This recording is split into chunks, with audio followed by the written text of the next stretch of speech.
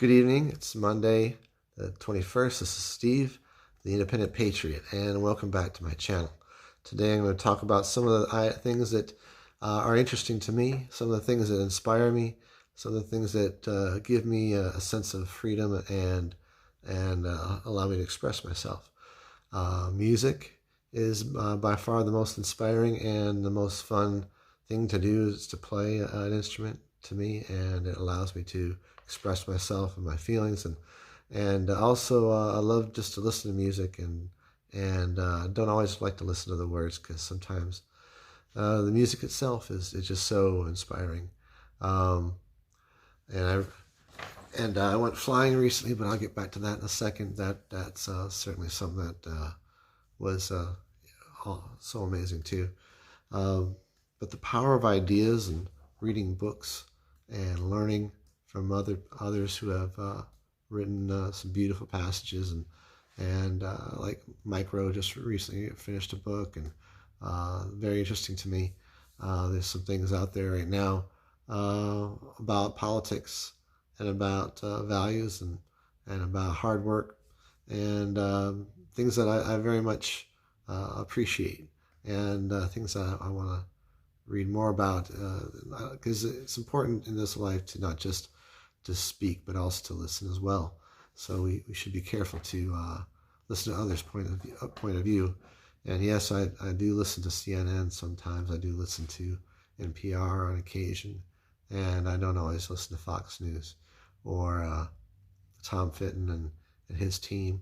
Although I listen to all those folks and I try and make up my own mind. So it's important to, because the power of ideas is a very powerful thing.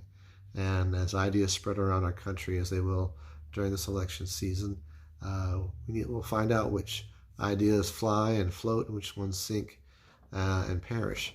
And it was, I believe, Lenny Bruce who said that he's a famous comedian. He says that it's the crowd who's the smartest person in the room, because as a crowd, as people listen to ideas, the crowd makes up their minds. Uh, and for Lenny, it was alive and right in front of him, and he felt the power of the crowd and how not necessarily the mob, but the mob can come into play sometimes. Uh, that's where the truth could be found is people coming together as a group, more powerful than one and one makes two, one and one makes one. One of my favorite quotes from The Who. um, so the power of ideas, and one of the most powerful ideas, of course, and books I've read is, of course, the Bible. There's many different philosophical books out there that are interesting to read as well, but the Bible has some very deep and a meaningful text that I think anyone should read, whether they believe in it or not.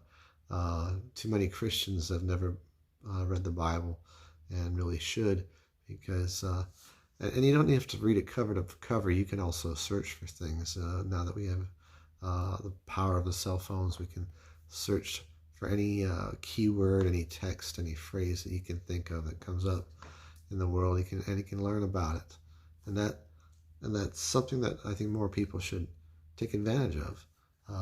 But maybe not just the Bible either, but read philosophers, read their texts, and learn more about the mistakes of the past, so we don't make the same mistakes in the future. And then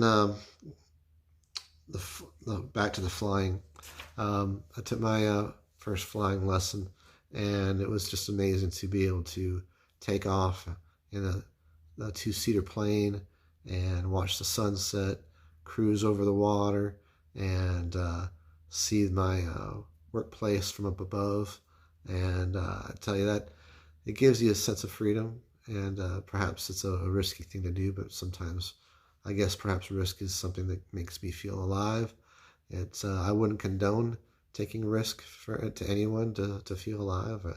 I think it takes a certain amount of personal responsibility to be able to handle risk.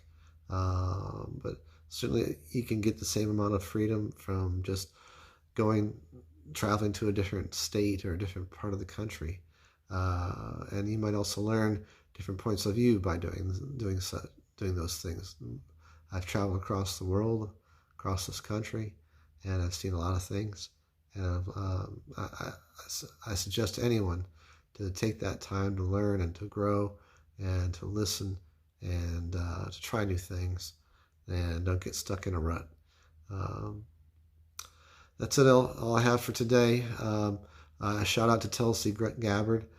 She's an amazing politician. She doesn't deserve the slander that's been leveled against her by the left-wing progressives. Once again, slandering from the far left is, and it's going to come back to haunt the progressives. I'm sure of it. Even Trump has wisely came out against it, and thank you for doing that and being a leader, President Trump, and coming out against slander, as I often do. It's a very important thing as a leader to go against hate, and not necessarily hate speech, but hateful ideas, such as slander. Everyone have a great night, and peace.